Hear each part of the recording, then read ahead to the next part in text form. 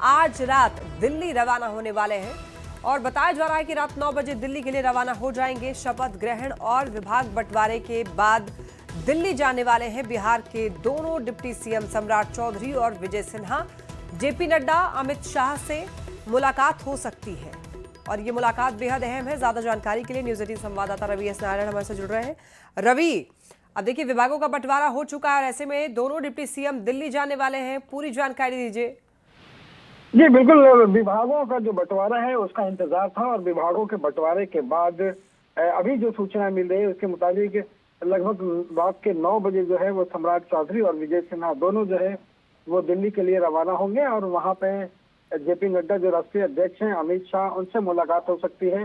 और माना जा रहा है कि जिस तरीके से विभागों का बंटवारा हुआ है, बड़ी जिम्मेदारी मिली है, खास करके गृह विभाग मिला है और तमाम बातों को लेकर के आने वाले दिनों में बिहार को किस तरह से चलाना है, योजनाएं बनानी है, तमाम बातों को लेकर के अमित शाह और जेपी नड्डा से मुलाकात होगी और माना जा रहा है कि आगे की जो कार्यदिशा है वो भी तय होगी। वहां से भी कुछ निर्देश मिलेंगे जिसका पालन किया जाएगा। तो ये बड़ा घटनाक्रम है जहाँ पे दोनों डिप्टी सीएम यहाँ पे जो तमाम जो कार्यविधि थी उसको पूरा करने के बाद सीधे दिल्ली रवाना होंगे और अपने शीर्ष नेतृत्व से मुलाकात करेंगे।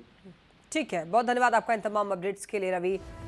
तो देखिए बड़ी खबर, मदन सहनी ने ग्रहण किया पदभार। पटना से इस वक्त की बड़ी खबर मिल रही है, आपको बताते चले समाज कल्याण विभाग का पदभार मदन सहनी ने संभाला है। तो देखिए मदन सहनी ने पदभार ग्रहण कर लिया है और आपको बताते चलें कि इनके हिस्से में समाज कल्याण विभाग आया है और नई सरकार बनी है उसमें जिन जिन लोगों को नई जिम्मेदारी दी गई है उनके नाम आपको लगातार बता रहे हैं और ऐसे में मदन सहनी ने पदभार ग्रहण कर लिया है समाज कल्याण विभाग का। तो हमने आपको बताया कि किस तरीके से इस बार विभागों में फेरबदल हुए हैं।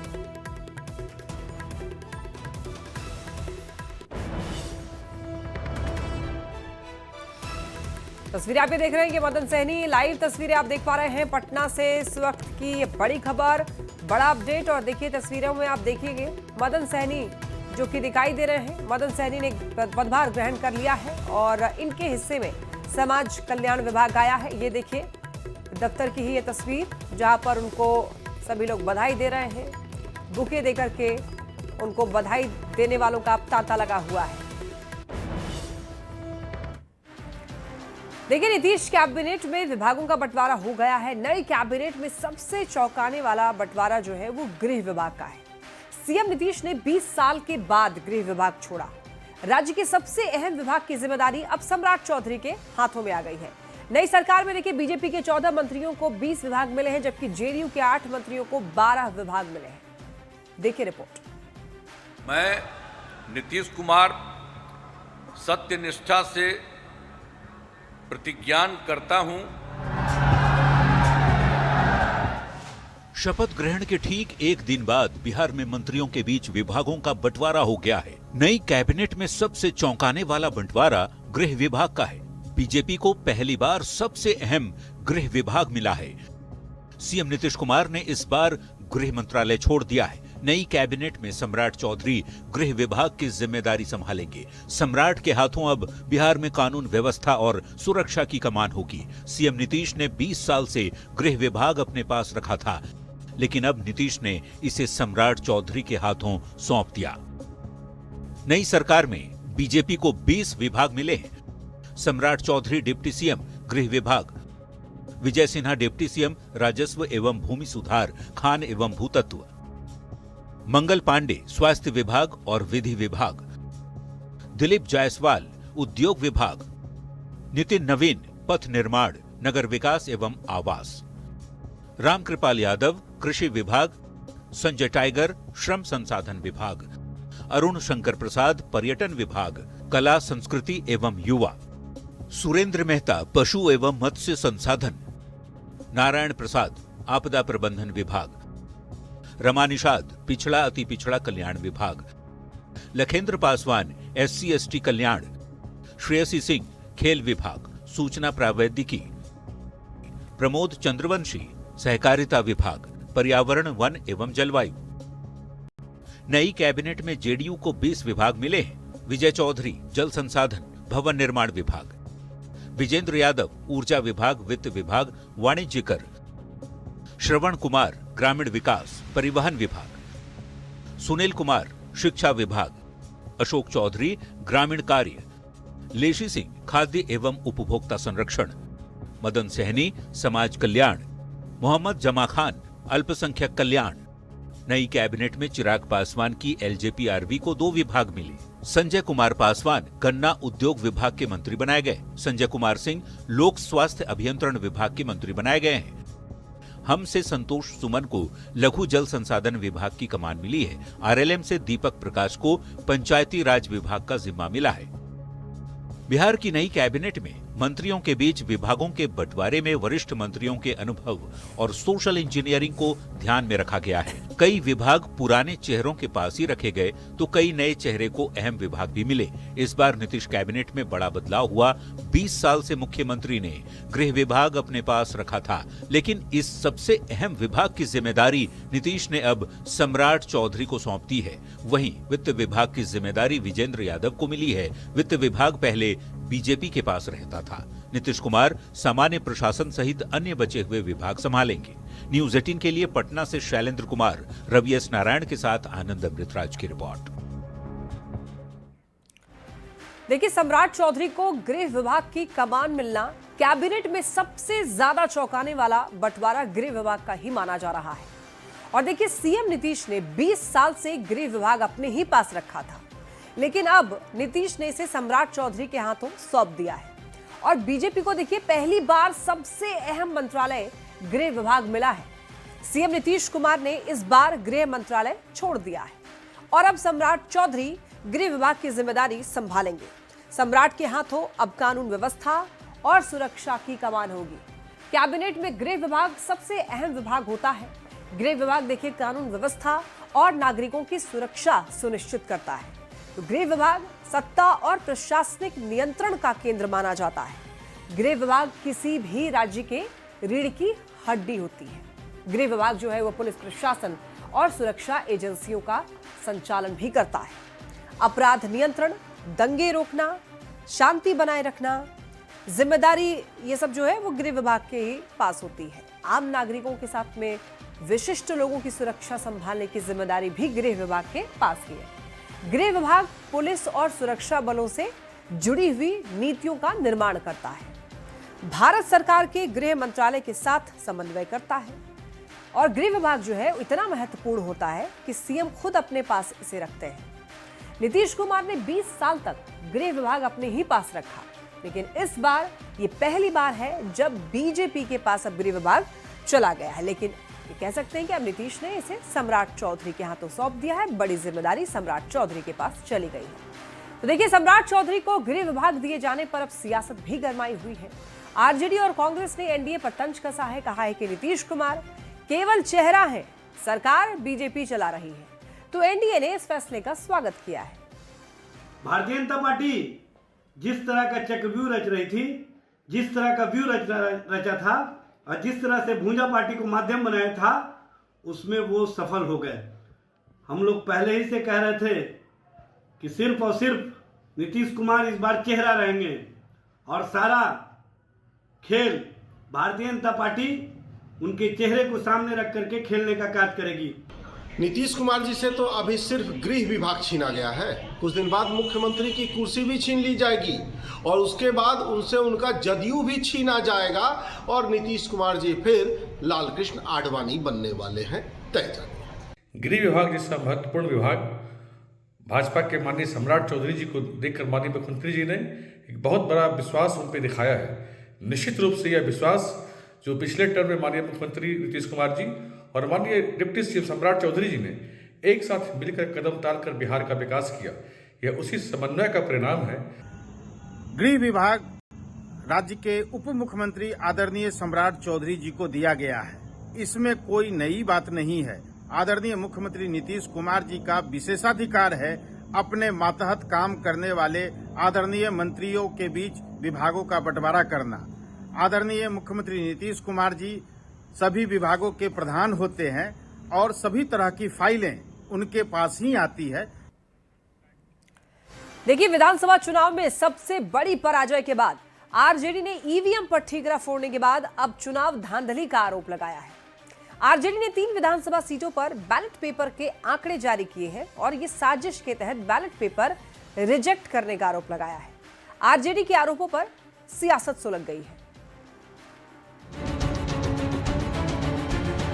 बिहार विधानसभा चुनाव में आरजेडी को करारी पराजय मिली। आरजेडी को ऐसी हार मिली है जिसने पार्टी ने सपने में भी नहीं सोचा था। चुनावी नतीजों से निराश आरजेडी अब हार का ठीकरा ईवीएम और निर्वाचन आयोग पर फोड़ रहा है। आरजेडी ने एक बार फिर चुनाव में धांधली का आरोप लगाया है। पार्टी का दावा है कि कुछ विधानसभा सीटों पर पोस्टल बैलेट जानबूझकर रद्द कर दिए गए, जिससे महागठबंधन के उम्मीदवार हार गए। आरजेडी ने एक्स पर पोस्ट कर 3 विधानसभा सीटों पर बैलेट पेपर के आंकड़े जारी किए। आरजेडी ने नबीनगर, अगियाओं और संदेश विधानसभा में विपक्ष को हराने की साजिश के तहत बैलेट पेपर रिजेक्ट करने का आरोप लगाया है। देखिए, बिहार में चुनाव में जो परिणाम आए हैं उसमें किस तरह का खेल हुए यह स्पष्ट रूप से सामने आ गया। इस तरह से बिहार में जो चुनाव परिणाम आए हैं यह स्पष्ट करता है कि कहीं ना कहीं चुनाव आयोग के माध्यम से खेल किए गए हैं। विधानसभा चुनाव में आरजेडी के धांधली के आरोपों पर सियासत सुलग गई है। दिलीप जायसवाल ने आरजेडी पर करारा पलटवार किया है। दिलीप जायसवाल ने उन सीटों का आंकड़ा बताया जहां एनडीए नजदीकी मुकाबले में हार गया, तो जेडीयू ने कहा इन आरोपों का कोई मतलब नहीं है कि इन लोगों को मोतियाबिंद का रोग हो गया है। 3 सीट का बोलने के पहले उनको ये बोलना चाहिए कि भारतीय जनता पार्टी रामगढ़ सीट मात्र 30 वोट से हार गई। ये उनको याद नहीं आया। फारबिसगंज मात्र 100 वोट से हम हार गए। ढाका सीट पवन जायसवाल जी 173 वोट से हार गए। चनपटिया 38 वोट से हार गए। उनके द्वारा आरोप लगाना ये कोई नई बात है। वो तो आज आरोप लगाए, कल अपने भूल जाते हैं। आरजेडी और कांग्रेस जिंदगी भर कभी पलट के ये लोग सत्ता में नहीं आएंगे अगर ये लोग बहाने बनाना नहीं छोड़ेंगे। हर हार के बाद आपको एक ईमानदार मंथन करने की जरूरत है। आरजेडी के आरोपों और दावों के उलट अब जरा इन आंकड़ों को भी देख लीजिए। कई ऐसी भी सीट है जहां बेहद कम अंतर से एनडीए को हार का सामना करना पड़ा है। कैमूर के रामगढ़ सीट पर बीएसपी ने सिर्फ 30 वोट के अंतर से जीत दर्ज की और बीजेपी को हार का मुंह देखना पड़ा। पूर्वी चंपारण की ढाका सीट पर भी बीजेपी को सिर्फ 178 वोट के अंतर से हार का मुंह देखना पड़ा। ये सीट आरजेडी के खाते में चली गई। अररिया की फारबिसगंज सीट पर भी सिर्फ 221 वोट के अंतर से बीजेपी के उम्मीदवार हार गए। यहाँ कांग्रेस की जीत हुई। चनपटिया सीट पर 602 वोट के अंतर से कांग्रेस के हाथों बीजेपी हार गई, तो जहानाबाद में 793 वोट के अंतर से फैसला हुआ और यहां भी जेडीयू की हार हुई। ये सीट आरजेडी के खाते में चली गई। यानी विधानसभा चुनाव में कई ऐसी सीटें रहीं जहां नजदीकी मुकाबले में महागठबंधन और एनडीए को पराजय का सामना करना पड़ा। निर्वाचन आयोग पहले भी इस तरह के आरोपों को खारिज कर चुका है, लेकिन आरजेडी लगातार ईवीएम और निर्वाचन आयोग पर सवाल उठा रहा है। बड़ा सवाल है कि क्या आरजेडी अपने कार्यकर्ताओं में हार के गुस्से और गम को कम करने की कोशिश कर रहा है। न्यूज़ 18 के लिए पटना से शैलेंद्र कुमार की रिपोर्ट। बिहार में नई सरकार के शपथ ग्रहण के बाद सियासत एक बार फिर उसी पुराने मुद्दे पर लौट आई है, परिवारवाद। चुनाव से पहले आरजेडी पर परिवारवाद का आरोप एनडीए के नेता लगा रहे थे, पर अब आरजेडी ने एनडीए पर बड़ा हमला बोला है और नीतीश कैबिनेट में शामिल नेताओं पर परिवारवाद को बढ़ावा देने का आरोप लगा डाला है। कुमार के नेतृत्व में एनडीए की नई सरकार का गठन हो गया, पर इसके साथ ही सियासी घमासान भी तेज हो गया है। विपक्ष लगातार परिवारवाद का मुद्दा उठा रहा है। आरजेडी ने सोशल मीडिया पर एक लंबी सूची जारी करते हुए दावा किया है कि कैबिनेट में दर्जन भर ऐसे चेहरे शामिल किए गए जो किसी न किसी बड़े नेता के बेटे, बेटी या रिश्तेदार हैं। जीतन राम मांझी की पार्टी हम हो या उपेंद्र कुशवाहा की आरएलएम। आरजेडी का आरोप है कि मांझी के बेटे मंत्री बन गए, बहू विधायक हैं, दामाद और समधन भी विधायक हैं। तो वहीं आरजेडी का आरोप है कि उपेंद्र कुशवाहा की पत्नी पहली बार विधायक बनी और बेटा तो बिना विधायक बने ही मंत्री बन गया। आरजेडी के साथ ही कांग्रेस के आरोपों की लिस्ट में सम्राट चौधरी, श्रेयसी सिंह, अशोक चौधरी और नितिन नवीन का नाम भी शामिल है, जो सियासी घराने से आते हैं। इन लोगों ने परिवारवाद और परिवारवादियों को संरक्षित किया, यह स्पष्ट रूप से दिखता है और यह शपथ बताता है कि बिहार में किस तरह से एनडीए के लोगों ने परिवारवादियों को संरक्षित किया है। उपेंद्र कुशवाहा जी के बेटे को कोई काम धाम नहीं मिल रहा था तो उसे सीधे मंत्री बनवा दिया। खुद राज्यसभा में है, पत्नी विधायक है। मांझी जी को देखिए, खुद है ही, बेटे हैं ही, बहू है ही, दामाद है ही, बेटी है ही, समधन है ही, सब विधायक मंत्री बने घूम रहे हैं। एनडीए भी विपक्ष पर पलटवार करने में पीछे नहीं।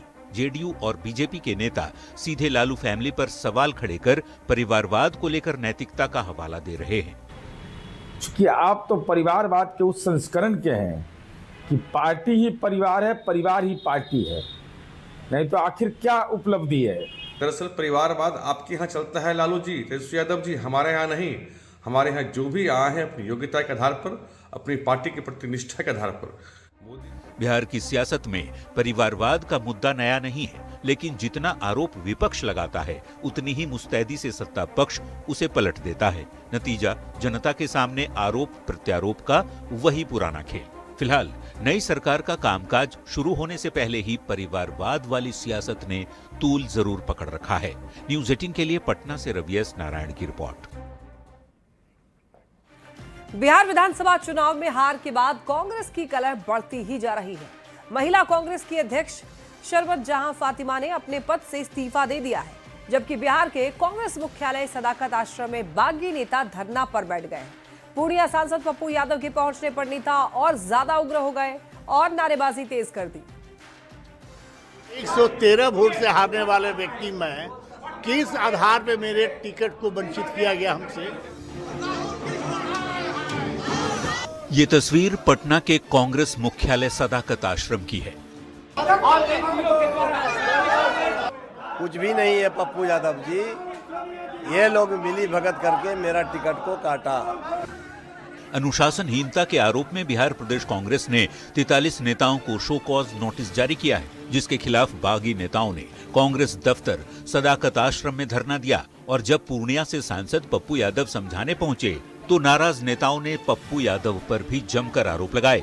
अपनी गलतियों को छिपाने के लिए जो कांग्रेस के समर्पित कार्यकर्ता उनको नोटिस दे रहे हैं, उनको कांग्रेस में रहने का कोई अधिकार नहीं है, चाहे वो कृष्णा अल्लाह बरू हो, चाहे वो राजेश राम हो, ये तीनों सचिव। मौके पर काफी देर तक हंगामा होता रहा। नाराज नेताओं ने पप्पू यादव पर भी जमकर आरोप लगाए। बाद में नाराज नेताओं के विरोध पर पप्पू यादव ने भी प्रतिक्रिया दी और कहा कि वे ऐसे लोगों का जवाब नहीं देते। हाथी चले बाजार कुत्ता भूखे, ऊंट बैठियो जाए तो गधा से ऊंचा होता है, आकाश पे थूक फेंकने से कुछ नहीं होता। बिहार चुनाव में करारी हार के बाद कांग्रेस का कलह अब पूरी तरह सार्वजनिक हो चुका है और धरना प्रदर्शन के साथ ही अब बात इस्तीफे तक पहुंच गई है। बिहार महिला कांग्रेस की अध्यक्ष शरबत जहां फातिमा ने अपने पद से इस्तीफा दे दिया है, क्योंकि हमें नहीं लगता है कि हमें पद पे बने रहने का कोई औचित्य है जब हम महिलाओं की लड़ाई लड़ रहे हैं और अपनी ही पार्टी के अंदर हम महिलाओं को इंसाफ नहीं दिला पा रहे हैं। कांग्रेस प्रदेश अध्यक्ष राजेश कुमार ने नाराज नेताओं को नसीहत देते हुए कहा कि किसी तरह का विरोध पार्टी फोरम पर होना चाहिए, सार्वजनिक मंच पर नहीं। बिहार में अपने पैरों पर खड़ा होने की कोशिश कर रही कांग्रेस की बिहार विधानसभा चुनाव में करारी हार हुई है। पार्टी महज 6 सीट पर सिमट गई है। इसके बाद से नेताओं के बीच वार पलटवार का आरोप जारी है। टिकट बंटवारे से लेकर टिकट बेचने तक के आरोप लगाए जा रहे हैं।